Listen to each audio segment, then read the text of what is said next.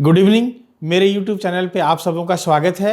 आज हम 67 BPSC mains की बात करेंगे। आप सबों को पता है कि 67 PT ओवर हो चुका है और कटअप को लेकर के जो भ्रांति है उसमें मैं आप लोगों को कहूँ कि बहुत ज़्यादा उसमें कैलकुलेशन नहीं करना है। दो कैटेगरी के बच्चे होंगे, एक तो जो 100 के आसपास मार्क्स हैं तो वो वेटिंग में रह सकते हैं अपने आप को, और जो 100 प्लस हैं वो अपने आप को सेफ मान सकते हैं। तो जो वेटिंग में हैं, जिनको लगता है कि मेरा हो भी सकता है, नहीं भी हो सकता है, और जो सेफ जो अपने आप को सेफ समझते हैं, तो उन दोनों के लिए मैं कहूँगा कि आप बिना देर किए, अब दुर्गा पूजा भी खत्म हो चुका है और आपके पास मुश्किल 2.5 महीने का समय है हाथ में मेंस एग्जाम को लेकर के, तो इन समय का आप बेहतर इस्तेमाल कीजिए और बिना देर किए आप अपनी मुख्य परीक्षा की तैयारी शुरू कर दीजिए। वैसे बच्चे जिनका सपोज करिए प्री नहीं होगा, उसके बाद भी 14 नवंबर को आपका रिजल्ट आने वाला है, उसके बाद भी लगभग 1.5-2 माह का टाइम बचेगा आपको नेक्स्ट प्री का, जो BPSC का कैलेंडर जारी है, तो आपके पास एनफ टाइम होगा नेक्स्ट PT का तैयारी करने के लिए। लेकिन इस बीच जो आप मेंस की तैयारी करेंगे तो वह भी आपके कहीं ना कहीं तैयारी में मदद करेगा। तो आज हम लोग मुख्य परीक्षा को लेकर के आपसे कुछ स्ट्रैटेजी डिस्कस करेंगे और ये कंटिन्यूअस चलेगा, क्योंकि एक वीडियो में नहीं संभव है, तो मैं छोटे छोटे वीडियो के थ्रू आप लोगों के साथ मुख्य परीक्षा को लेकर के स्ट्रैटेजी डिस्कस करूंगा। तो एक बात सबसे पहले मैं आप लोगों को बताऊं कि BPSC में अगर हम लोग देखें या किसी भी सिविल सर्विस में हम लोग देखें तो 3 लेयर का एग्जाम है, प्री है, मेंस है और इंटरव्यू है।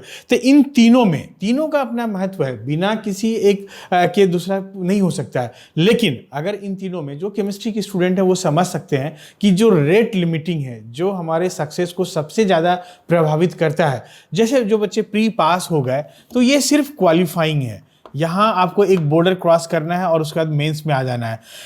और अब देखिए कि मेंस और इंटरव्यू का डायनेमिक्स, प्री का नंबर आपको कैरी ऑन नहीं होता है, वो मेरिट में नहीं जुड़ता, सिर्फ वो आपको मेंस के लिए आगे की तरफ पुश करता है, वहां क्वालिफाई करना जरूरी है। लेकिन जब हम लोग फाइनल सिलेक्शन को लेकर के बात करेंगे तब आप ध्यान दीजिए कि मेंस और इंटरव्यू इन दोनों का मार्क्स आपको जुटेगा। यहां एक बात समझने वाली है कि अगर आप गौर से देखिएगा तो इंटरव्यू में 120 मार्क्स फुल 120 मार्क्स का एग्जाम होगा आपका। और इसमें जो मेरा अपना अनुभव है, जो हमने देखा और बाकी आप लोग भी देखे होंगे कि यूजुअली 60-65 से ले करके 75-80 तक का ये रेंज है, समझिए। 60-65 से लेकर के 75-80 जो पास करने वाले बच्चे होते हैं, लगभग इसी रेंज में उनका मार्क्स होता है। तो जब हम लोग इनको स्ट्रेच आउट करें तो हम लोग क्या देखते हैं कि 10-15 नंबर के डिफरेंस पे लगभग सब लोग हैं।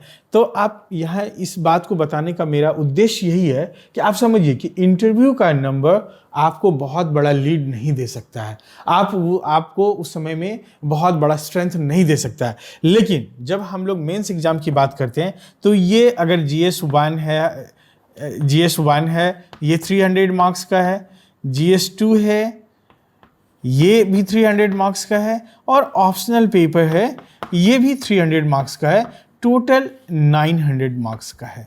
अब समझिए कि ये 900 मार्क्स है, तो इसमें जो स्टूडेंट, कई स्टूडेंट का 200 नंबर आता है, किसी का 300, किसी का 400, 500, 600 तक नंबर आता है, 600 थोड़ा क्रॉस भी आता है। तो ऐसी परिस्थिति में हम लोग क्या देखते हैं कि ये जो रेंज है ये बड़ा रेंज है। यहाँ पे जो डिफरेंस क्रिएट होता है एक स्टूडेंट से दूसरे स्टूडेंट का बीच में, एक लार्जर डिफरेंस क्रिएट होता है। जब कभी आप फाइनल सेलेक्ट होंगे तो मेंस एग्जामिनेशन के बल पे ही होंगे, और यहाँ पे अगर आप अच्छा स्कोर कर लिए तो समझिए आपका बेड़ा पार है। आपका इंटरव्यू के ऊपर भी प्रेशर नहीं रहेगा। अगर मेंस सही से निकल गया तो आप इंटरव्यू भी बहुत रिलैक्स वे में जा सकेंगे और वहाँ पे आप बहुत अच्छा नंबर ला सकेंगे। तो अभी मौका है आपके हाथ में, मेंस को प्लान कीजिए और इसमें एज मच एज पॉसिबल उतना स्कोर करने का जो भी उपाय लगा सकते हैं वो कीजिए। मैं लास्ट में आप लोगों को बताऊंगी कैसे मेंस में आप नंबर को बहुत आगे बढ़ा सकते हैं। एक बात मैं आपको कहूँ, बहुत दावे के साथ कह सकता हूँ कि अभी जो आपका एग्जिस्टिंग नॉलेज है, मेरे पास ऐसे टूल्स हैं जिन टूल्स का इस्तेमाल करके आपके एग्जिस्टिंग नॉलेज में 20% नंबर आपका इंक्रीज कराया जा सकता है। कैसे? राइटिंग स्किल डेवलप करके, क्वेश्चंस को पढ़ना सीख करके। इन चीज़ों को हम लोग मतलब धीरे धीरे डिस्कस करेंगे आगे के वीडियोस में। अब आप देखिए जो मेंस लिखने वाले बच्चे हैं ये कितने कैटेगरी के बच्चे हैं। एक ऐसा बच्चा होगा जो अभी पहली बार एग्जाम लिख रहा होगा, ये फर्स्ट टाइम लिख रहा होगा, समझ रहे? जो पहली बार प्री पास करेंगे, ऐसे बहुत सारे बच्चे, मेरे पास फोन आया है और ये पहली बार एग्जाम लिखेंगे। तो इस कैटेगरी के कई बच्चे होंगे। दूसरा एक कैटेगरी है जो रिपीट, पहले भी मेंस लिख चुके हैं और इस बार रिपीट करेंगे, लेकिन ये बच्चे मेंस क्वालिफाई नहीं किए हैं। ये ध्यान में रखना है कि ये मेंस नॉट क्वालिफाइड है। रिपीट करेंगे, पिछली बार भी वो मेंस दिए थे, लेकिन 65वीं 66वीं कोई भी मेंस दिए होंगे, लेकिन वो मेंस क्वालिफाई नहीं किए होंगे, इंटरव्यू तक नहीं पहुंचे होंगे। एक तीसरा कैटेगरी है, वो मेंस क्वालिफाई किए होंगे लेकिन फाइनली सेलेक्ट नहीं होंगे, तो वो सेलेक्टेड नहीं होंगे, यानी अंततः वो ऑफिसर नहीं बने होंगे, अभी फिर से एग्जाम लिख रहे होंगे। और एक चौथा कैटेगरी है हमारे पास, जो मेंस को रिपीट कर रहे हैं, सेलेक्टेड हैं, लेकिन उनका रैंक क्या है, नीचे है, और वो वापस अपने रैंक इंप्रूव करने के लिए, अपना जॉब जो प्रायोरिटी है उसको इंप्रूव करने के लिए, या डिजायर्ड जॉब है उसको पाने के लिए इस पर एग्जाम लिख रहे होंगे।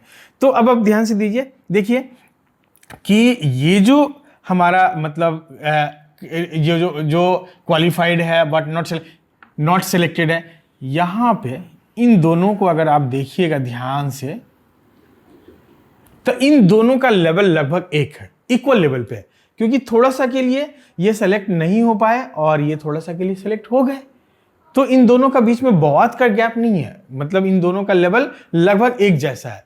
ये फर्स्ट टाइम है तो अभी उनको अपने लेवल का कोई पता नहीं है, क्योंकि मेंस लिखेंगे, पास करेंगे या फेल करेंगे, उनका जो मार्क्स आएगा तब पता चलेगा। जो रिपीटर हैं और वो क्वालिफाई नहीं कर रहे हैं, अगर 1 से 2 बार से ज़्यादा रिपीट कर रहे हैं, तब आप समझिए कि ये स्टैग्नेशन लेवल पे है और इनको बहुत काम करने की ज़रूरत है। इनको भी काम करने की ज़रूरत है, इनको भी काम करने की ज़रूरत है।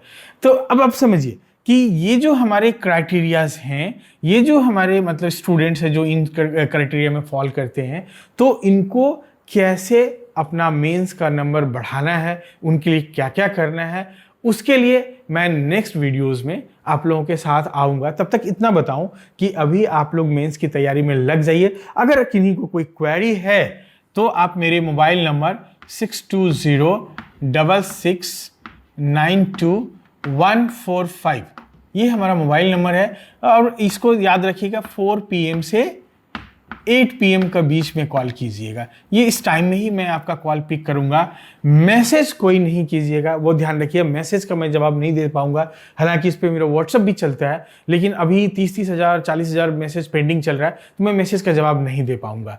अभी आपको ये ध्यान में रखना है कि अपनी मेंस की तैयारी को शुरू कर देना है इमीडिएटली। और कैसे शुरू करना है, आप राइटिंग स्किल को कैसे इंप्रूव करिएगा, और मतलब कौन सा मेथड को अपनाएंगे कि आपका जो आंसर होगा वो बहुत इंप्रेसिव होगा, ताकि आपको ज़्यादा से ज़्यादा नंबर मिल सके और आप फाइनली मतलब अच्छे रैंक के साथ सेलेक्ट हो सकिए।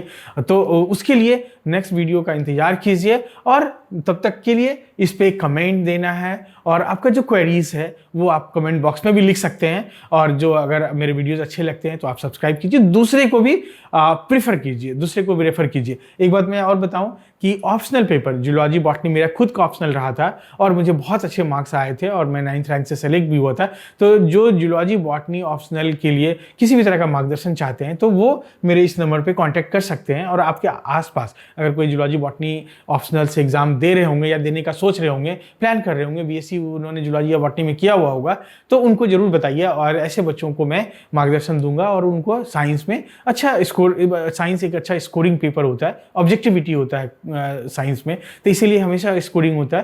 तो आप उनका बहुत अच्छा रैंक लाया जा सकता है उन सब्जेक्ट से, तो उनको जरूर बताइए कि वो हमसे संपर्क करें और उनको मैं सही उचित मार्गदर्शन दूंगा, और उनके इम्प्रूवमेंट के लिए जो भी मुझे करना होगा मैं उसके लिए एफर्ट लगाऊंगा। Thank you, all the best.